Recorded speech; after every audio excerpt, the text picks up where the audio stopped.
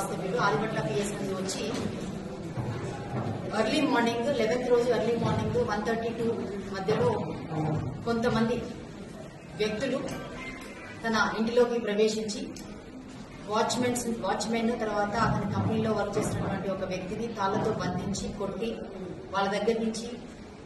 Mobile phone లాక్కొని main door ని break చేసి దోపిడీ చేయాలని ఒక ఉద్దేశంతో సీసీటీవీలను కూడా డ్యామేజ్ చేసి ఇలాంటి ప్రయత్నం చేశారని చెప్పేసి ఆదిపట్ల పోలీస్ స్టేషన్ లో మనకి ఫిర్యాదు ఇవ్వగా ఇమీడియట్ గా మనం అది ఒక కేసు రిజిస్టర్ చేసి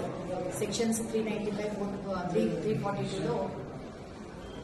ఒక కేసు రిజిస్టర్ చేయడం జరిగింది. తర్వాత అక్కడ ఉన్నటువంటి క్లూస్ ఆధారంగా దాని యొక్క గ్రావిటీని తెలుసుకుని ఇమ్మీడియట్ గా SHO ఆదిపట్ల రాఘవేందర్ రెడ్డితో ఒక క్రైమ్ టీమ్ ని SI కృష్ణ టీమ్ ని ఇమ్మీడియట్ గా ఏర్పాటు చేసి దీని మీద మళ్ళీ క్రైమ్ ట్రాకింగ్ అనేది ఒకటి చేయడం జరిగింది. ఇందులో మనకి ఉన్నటువంటి క్లూస్ ఆధారంగా ఈ రోజు చింతల్కుంట KS బేకరీ మనసిలిపురం లిమిట్స్ లో మళ్లీ సమావేశం అనేటువంటి ఈ అఫెండర్స్ ని మొదటగా 15 మంది వ్యక్తుల్ని మనం ఈ బేకరీ నందు ఈ రోజు అప్రహెండ్ చేయడం జరిగింది. ఈ కేసు యొక్క వివరాలకు వెళ్తే భోగిని జంగయ్య అనే వ్యక్తి బ్రాహ్మణపల్లి ఆదిపట్ల పిఎస్ లిమిట్స్ లో బ్రాహ్మణపల్లి అనే ప్లేస్ లో ఉంటూ అతని స్నేహితులైనటువంటి శేఖర్ రెడ్డి, మహమూద్ ఈ ముగ్గురు కలిసి ఎలాగైనా సరే ఈజీగా డబ్బు సంపాదించాలని చెప్పేసి వాళ్ళు ఫ్రీక్వెంట్ గా ఇంటరాక్ట్ అవుతున్న సమయంలో తుర్కయంజాల్లో ఉన్నటువంటి తుర్మన్తురై అనే ఒక చెన్నై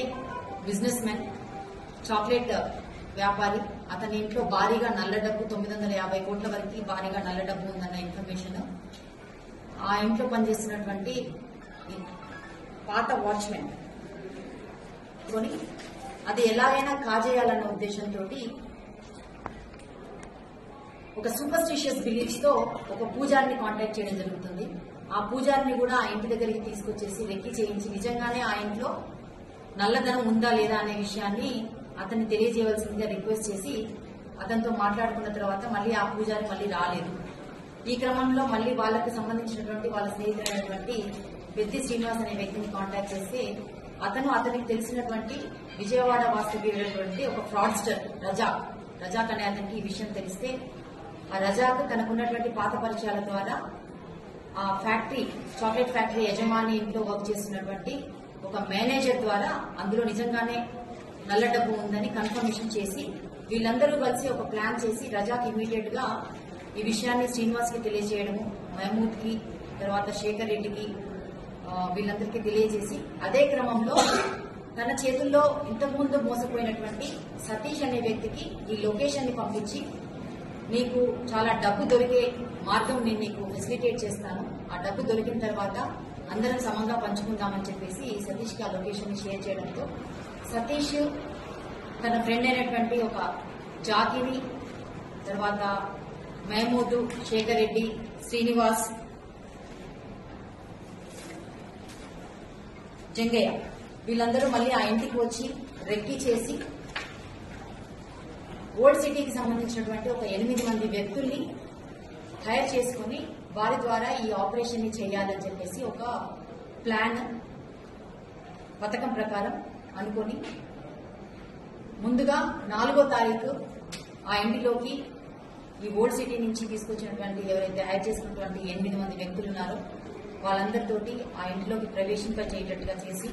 వీళ్ళంతా బయట మిగతా వాళ్ళు ఎవరైతే మహమూద్, జంగయ్య, శ్రీనివాస్, సతీష్, జాకి వీళ్ళందరూ బయట కొద్ది దూరంలో వేచి ఉంటూ వీళ్ళందరినీ లోపలికి పంపించి లోపల చూసినప్పుడు అక్కడ సీసీటీవీస్ ఉండడము, తర్వాత లోపల రోడ్స్ లాక్ వేసి అవి కొంచెం వీళ్ళకి ఫెసిలిటేట్ చేస్తున్నట్టుగా లేకపోవడం వల్ల దాని నుంచి వాళ్ళు మళ్ళీ విత్డ్రా అయిపోయి వెనక్కి రావడం అనేది జరిగింది. తర్వాత మళ్ళీ వీళ్ళంతా ఒక హోటల్కి వెళ్లి అక్కడ మళ్ళీ ఒకసారి మాట్లాడుకొని మళ్ళీ తర్వాత ప్లాన్ చేసుకుందామని చెప్పి అక్కడి నుంచి డిస్కస్ అయిన తర్వాత ఏ విధంగా కూడా పోలీస్ కంప్లైంట్ అనేది రిపోర్ట్ కావడం ద్వారా మళ్ళీ వాళ్ళకి కొంచెం బలం పెరిగి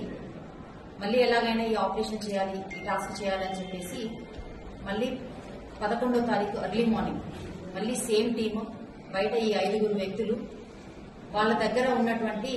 బ్లాక్ కలర్ పేపర్ తో ఉన్నటువంటి కరెన్సీని వాళ్ళ దగ్గర పెట్టుకొని మరిన్ని వీడియోస్ కోసం ఛానల్ ని సబ్స్క్రైబ్ చేయండి, లేటెస్ట్ అప్డేట్స్ కోసం వాట్సాప్ ఛానల్ ని ఫాలో చేయండి అండ్ లింక్ డిస్క్రిప్షన్ లో ఉంది.